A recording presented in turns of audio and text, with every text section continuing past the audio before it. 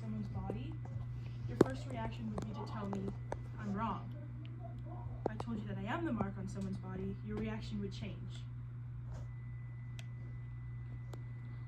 Take your hand and feel your own skin. Feel the rough edges. Let that be a reminder of your mistakes, whether they be bad or good. Whether it's a story, a fun one to share with your friends, or a sad one. I'm born from irresponsibility, clumsiness, child's play. How many of you can say you know what it's like to have a scar on your body? And how many of you know what it's like to be the scar on someone else's body? To carry the burden of having someone else's insecurities.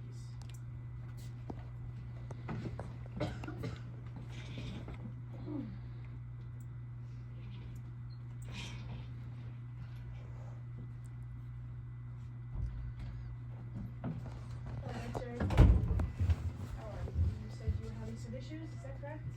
Yes. And the reason is your sister? Yes. She, I think, thinks about her that I shouldn't, and I hate it.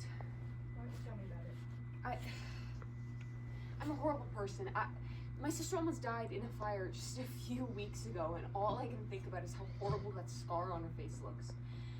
And it's so badly burnt and charred. It covers the whole right half of her face. The doctors say she's lost all sight and hearing on her right side, and I should be worried about how that'll affect her going forward, but all I can think about is how no sane person's ever going to want to date her again.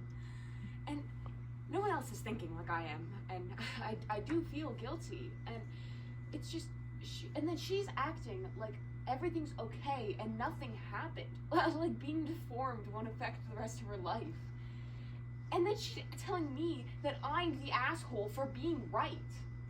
I don't think that makes you a horrible person, Richard. I think maybe it means you care about your sister.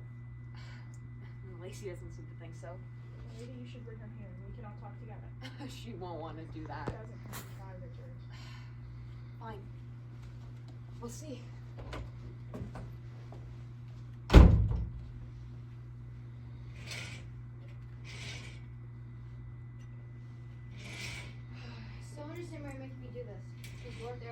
You know why, Lacey? You almost died in that fire. You're traumatized. You need to talk to someone. It's not a big deal. I'm fine. I think you just treat me like normal. Because nothing about what happened is normal. That scar isn't normal. It's just a burn, Richard. You're overreacting. It's not like it's on your face. I just care about you, okay? And I want you to be able to... Whatever. Just get this over with. Richard, Lacey, are you guys ready? Yes! Come on. Hi, Lacey, how are you? Your brother says you had a quick recovery from the fire? Yeah, pretty cool. And the reason was because you were cooking and the kitchen caught on fire. Pretty much. And I ran back in to save my cat after. Couldn't leave Mario behind. That's how you got that? Oh, you mean this? Yeah, I know. It's pretty badass, but unfortunately the story behind it isn't. I mean, I know it looks cool, and I did get it from saving my cat, but I didn't get like how those heroes get them in the movies. I assume Richard has told you about it, and knowing him, he probably made it seem like I was on my last breath and had to drag myself out on the ground to make it out alive. But you weren't. Look, I was just cooking in our kitchen, nothing too serious, when I stepped out of the kitchen to go to the bathroom and forgot to turn off the gas. That's what led to the fire. Obviously, I'm not gonna let Oreo die, so I went ahead and picked her up. Which led to this. See? It's not that big of a deal. And Richard just refuses to understand that. It's just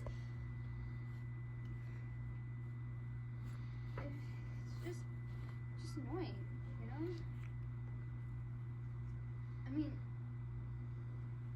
I know that this isn't considered normal. But like, even though I keep telling him I'm fine, it feels like I have to dwell on my feelings about it, which would just make me feel worse.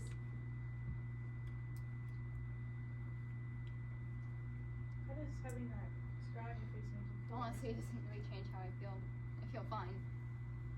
Maybe a little embarrassed, but like, Oreo's alive because of me, and scars fade eventually. Scars like that. You were stupid to run into the fire like that. I was heroic. You could have died. But I didn't. You didn't know that. I didn't know Honestly, that. this is pointless. You just brought me here to make you feel better about your own tantrums by arguing in front of someone else. I told you she wouldn't Richard, listen. sit down. Let's talk about Whatever, this was a waste Richard. of time. Lacey, hurry up! I'll see you later, Lacey.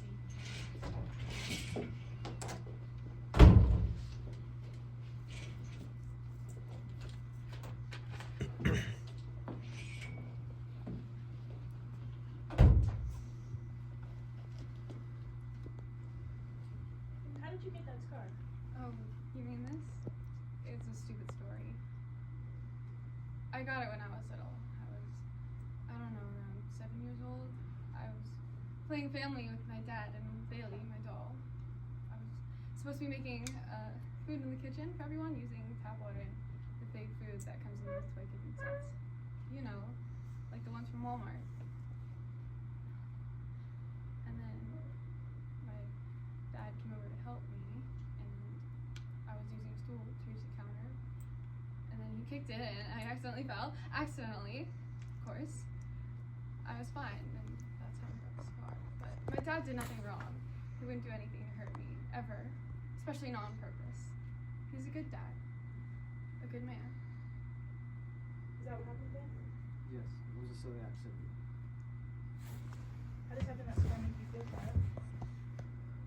Claire?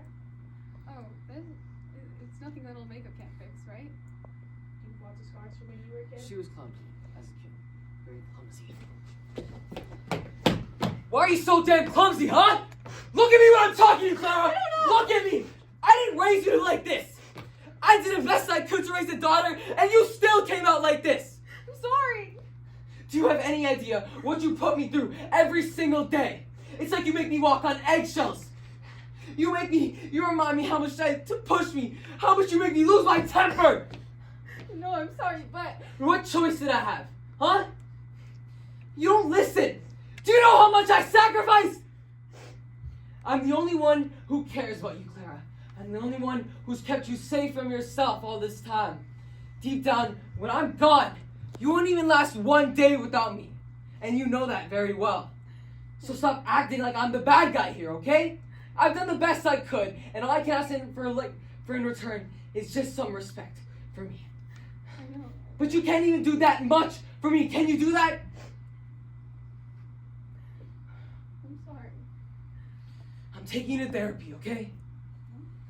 Why? I don't need therapy. I'm fine. Look at yourself, Clara. You're a mess. You never smile, and you have that ugly scar on your face, okay? I don't need other people telling me that you need help. I don't need them telling me how to raise my daughter. I know how to raise my own daughter. I know, but I'm fine. I don't need to go. I don't want to. You don't get it, do you? This isn't about what you want. This is about what I know you need. Other people are talking, okay? And I cannot have anybody talking. Are we clear? Okay.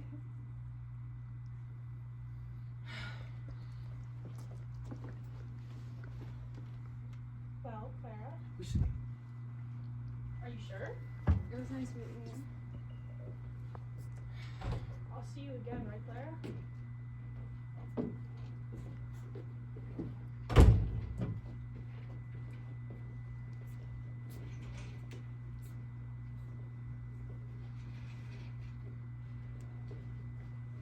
You're here again. Wasn't one session enough? Oh, and you've already learned to live with that scar. Yeah.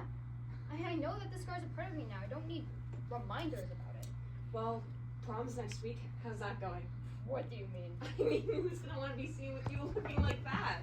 What? Are you serious? It's just a burn, Richard. You're acting like I'm completely unrecognizable now. You almost are. Half your fucking face is gone. What are you saying? This entire time, your whole thing was about how I need to deal with my trauma and accept the scar, and now you're telling me I'm never gonna live the same with it. Well, I mean, come on. You have to know this will affect your life. You're delusional if you don't think it will. Wait, I haven't kept the mark on my face to find how the rest of my life is going to go. Wait, if I wanna show it off and then go on dates and live my life like literally any other person, who are you to tell me I can't do that? Fine. When you wake up and come back to reality, don't come crying to me. You're acting like you're the one who's traumatized here. And you're the one who's scared, not me.